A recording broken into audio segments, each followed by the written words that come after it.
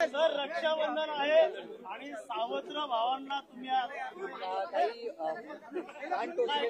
छान मंत्र देण्यात आलेला या ठिकाणी सर्व भगिनींना रक्षाबंधनाच्या खूप खूप शुभेच्छा।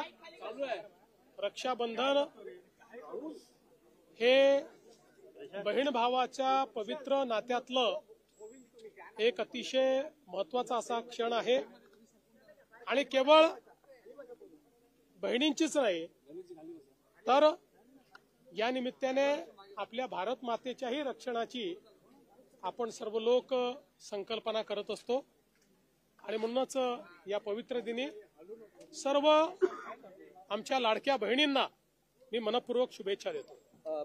शरद पवारांनी जो गौप्यस्फोट केलेला आहे की विधानसभा निवडणुकीच्या आधी 1-2 माणसं मला भेटली होती आणि 160 जागांमध्ये फेरफार करून तुम्हाला निवडून देऊ अशा पद्धतीचं त्यांनी एक गॅरंटी दिली होती त्या दोन माणसं। पहिल्यांदा मला हे लक्षात येत नाहीये की इतक्या दिवसानंतर पवार साहेबांना राहुल गांधींना भेटल्यावरच ती आठवण का आली।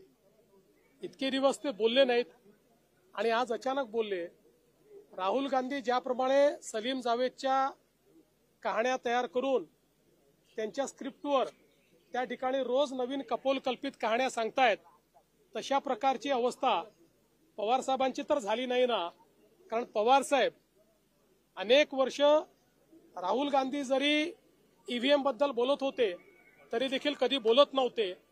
किंबहुना पवार साहेबांनी स्पष्टपणे अनेक वेळा भूमिका घेतली की ईव्हीएमला दोष देणं हे अयोग्य आहे आणि आता अचानक मला असं वाटतं की अशा प्रकारे जे काही पवार साहेब बोलले आहेत राहुल गांधींच्या भेटीचा परिणाम दिसतोय। स्थानिक स्वराज्य संस्थांच्या निवडणुका डोळ्यासमोर ठेवून एक प्रकारचा हा संभ्रम निर्माण केला जातोय।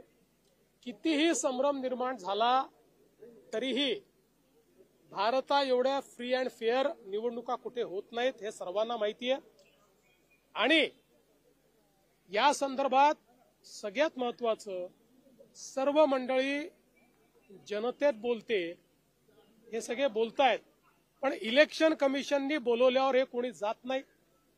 इलेक्शन कमिशन समोर शपथपत्र द्यायला तयार नाहीत। सांगतात आम्ही संसदेत शपथ घेतली आहे। संसदेतली शपथ जर सुप्रीम कोर्टमध्ये सांगितलं आम्ही शपथपत्र देणार नाही कारण आम्ही संसदेत शपथ घेतली चालेल का? हायकोर्टात सांगितलं चालेल का? तसंच क्वासाई ज्युडिशियल मॅटरमध्ये जर त्या ठिकाणी तुम्हाला शपथपत्र मागितलं जात आहे तर तुम्ही शपथपत्र का देत नाही? कारण तुम्हाला माहिती आहे तुम्ही खोटं बोलतात आणि तुमचं खोटं पकडलं गेलं आणि ते शपथपत्रावर दिलं तर उद्या तुमच्यावर त्या ठिकाणी फौजदारी कारवाई होऊ शकते आणि म्हणून रोज खोटं बोलायचं आणि पळून जायचं असे पळपुटे लोक आहेत।